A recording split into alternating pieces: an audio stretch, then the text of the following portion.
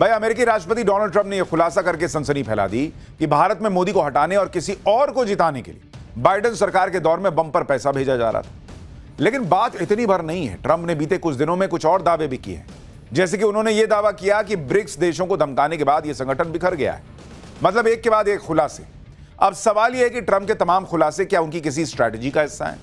BRICS पर किए गए दावे के बाद सवाल यह भी उठ रहा है कि क्या डोनाल्ड ट्रंप वाकई मोदी के साथ हैं भी, या फिर उनकी कोशिश ब्रिक्स में फूट डालने की?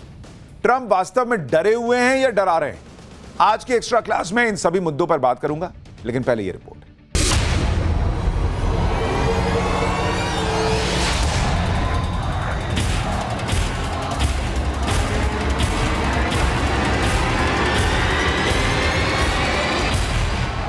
We missed you.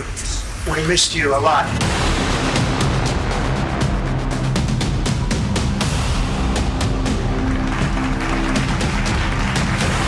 हम दोनों का मिलने का मतलब 1+1 2 नहीं, 1 और 1 11 होता है।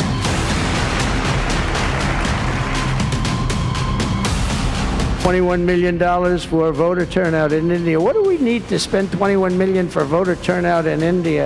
I guess they were trying to get somebody else elected. Well, we ought to tell.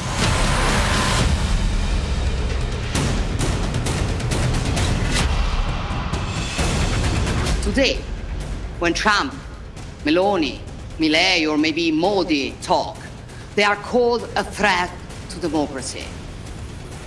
This is the left's double standard.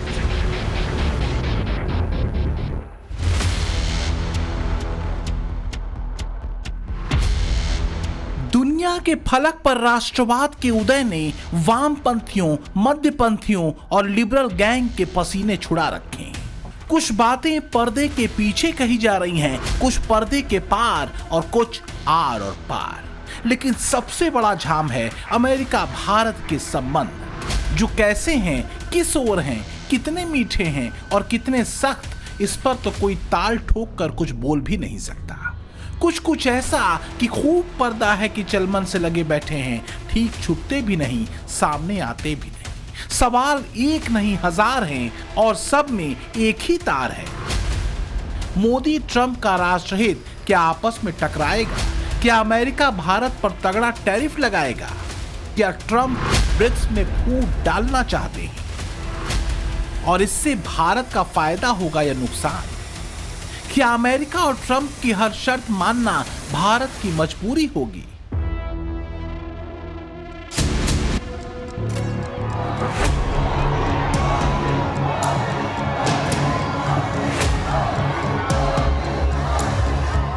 तो जिन लोगों को लगता है कि आज का भारत 2014 के पहले का भारत है, उनके लिए सभी प्रश्नों के जवाब गहरी नकारात्मकता से भरे हो सकते हैं। लेकिन दुनिया जिस नजर से आज भारत को देखती और जानती है, वो ये कि मोदी युग का भारत आज अपनी स्पष्ट लाइन लेकर चलता है, अपना स्टैंड रखता है। लेकिन हाल फिलहाल तो अमेरिकी राष्ट्रपति डोनाल्ड ट्रंप के इस बयान ने दुनिया में खलबली मचा दी है। And $21 million for voter turnout in India. What do we need to spend $21 million for voter turnout in India? Wow, $21 million. I guess they were trying to get somebody else elected. Well, we ought to tell the Indian government, because when we hear that Russia spent about $2 in our country, it was a big deal, right? They took some internet ads for $2,000. This is a total breakthrough. $21 million for India elections. इसमें रत्ती भर भी शक नहीं कि बीते करीब एक दशक से ज्यादा वक्त से ये जोड़ी दुनिया के कथित लिबरल गिरोह और लेफ्ट धारा वाले चेहरों को बेचैन करती रही। दुनिया के शक्तिशाली देशों में दक्षिणपंथी उभार, वामपंथी और कथित लिबरल गिरोहों की सबसे बड़ी चिंता है। इसलिए कभी सवालों की शक्ल में तो कभी आरोपों के ढेर पर मोदी और ट्रंप को सियासत से बाहर करने के लिए खेल तो खूब हुए।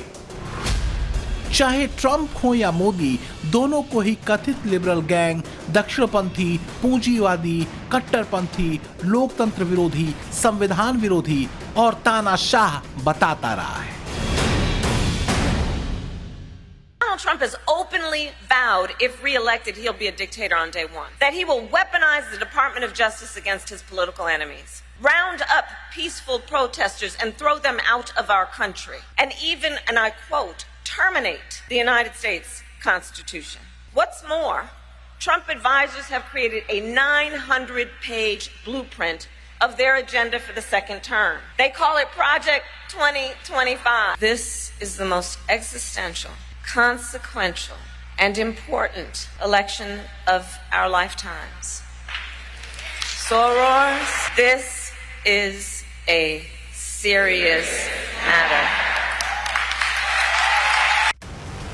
बीते लोकसभा चुनावों में भी ऐसे ही आरोप पीएम मोदी पर विपक्ष की तरफ से लगाए जाते रहे। इसकी भी ध्वनि ठीक वैसी ही थी जैसे अमेरिका के राष्ट्रपति चुनाव में डोनाल्ड ट्रंप पर आरोप लगाए गए थे। लेकिन डोनाल्ड ट्रंप दूसरी बार सत्ता में लौटे तो वहीं पीएम मोदी को देश की जनता ने तीसरी बार चुना। यही वजह है कि जब डोनाल्ड ट्रंप ने भारत के चुनाव में अमेरिकी पैसे का जिक्र किया तो राजनीतिक भूचाल आ गया। फिर किसी ने दिमाग लगाया, ये उसका नतीजा। ये पैसा बांग्लादेश गया, ये 21 मिलियन डॉलर यूएस एड का बांग्लादेश के एनजीओस को गया। अब वो क्यों गया, वो बांग्लादेश जाने और यूएस एड जाने। लोकसभा के चुनाव से पहले भी आदरणीय प्रधानमंत्री श्री नरेंद्र मोदी जी ने तमाम देश प्रेमी पत्रकारों ने, कई संगठनों ने ये बात उठाई और बड़ी जिम्मेदारी से उठाई कि ये विदेशी शक्तियां जो हैं ये भारत की चुनावी प्रक्रिया में हस्तक्षेप करती हैं। यानी कांग्रेस और बीजेपी दोनों अपनी अपनी बात कह रहे हैं, लेकिन कुछ लोग तो यह भी पूछ रहे हैं कि कांग्रेस को सबसे ज्यादा आग क्यों लग रही है, वो ये क्यों साबित करने में घुस गई है भाई कि ये पैसा जो है वो बांग्लादेश गया। किधर है तिनका। दरअसल इस सियासी लड़ाई के बीच कुछ लोग ये भी कहने लगे कि ट्रंप ढाका और दिल्ली के बीच कंफ्यूज हो गए। उन्हें ढाका कहना था, वो दिल्ली की बात करने लगे। लेकिन कंफ्यूज ट्रंप नहीं है, ये लोग या तो खुद कंफ्यूज हैं या कंफ्यूज करके इस पूरे बड़े सवाल को दफना देना चाहते हैं। क्योंकि ट्रंप ने एक बात फिर से क्लियर कर दी बॉस। ट्रंप ने यूएस एड की फंडिंग की पूरी लिस्ट गिना दी कि किस देश को कितना पैसा गया है। ट्रंप ने कहा कि consortium for elections and political process के तहत 486 मिलियन डॉलर दिए जा रहे थे। इसमें से 21 मिलियन डॉलर भारत में वोटर टर्नआउट के लिए दिए जा रहे थे। यह ट्रंप ने दोबारा दोहराया। तो जो लोग कह रहे हैं कि ट्रंप झूठे हैं, ट्रंप कंफ्यूज हैं, नहीं बॉस, वो आदमी ताल ठोक के बार बार कह रहा है कि यह पैसा भारत आया है। बांग्लादेश के सियासी हालात के लिए 29 मिलियन डॉलर गए थे। नेपाल में बायोडायवर्सिटी के नाम पर 19 मिलियन डॉलर जा रहे थे। एशिया में लर्निंग आउटकम को बेहतर करने के लिए 47 मिलियन डॉलर जा रहा था। यानी ट्रंप ताल ठोक कर बार बार कह रहे हैं कि हेलो, मुझे ना बोलो कि मैं गलत बोल रहा हूं, एकदम सही बता रहा हूं, यह पैसा इंडिया ही आया था और यह पैसा नरेंद्र मोदी की जगह किसी और को प्रधानमंत्री बनाने के लिए ही आया था। लगे हां, ट्रंप ने यह नया खुलासा भी कर दिया कि भारत और बाकी देशों में यूएस एड से जो पैसा जा रहा था उसमें रिश्वत भी चल रही थी। यानी पैसे भेजने के लिए पैसे लिए जा रहे थे। एक बार सुनिए ट्रंप ने क्या कहा है, फिर यूएस एड का पूरा सच, कच्चा चिट्ठा, इतिहास सब खोल के आपके सामने रख दूंगा। आपको खुद पता चल जाएगा कि जो लोग पॉपकॉर्न की तरह उछल रहे हैं उनको आग लगी क्यों। And $21 million for voter turnout in India. Why are we caring about India turnout? We got enough problems. We want our own turnout, don't we? Can you imagine all that money going to India? I wonder what they think when they get it. Now, it's a kickback scheme. You know, it's not like they get it and they spend. They kick it back to the people that send it, I would say, in many cases. Many of these cases, anytime you have no idea what we're talking about, that means there's a kickback because nobody has any idea what's going on there. $29 million to strengthen the political landscape in Bangladesh. Nobody knows what they mean by political landscape. यानी Donald Trump clear कह रहे हैं कि America के लोगों से tax वसूल कर जो पैसा आ रहा था वो अलग अलग तरीके से जो है ना वो इधर उधर फैलाया जा रहा था।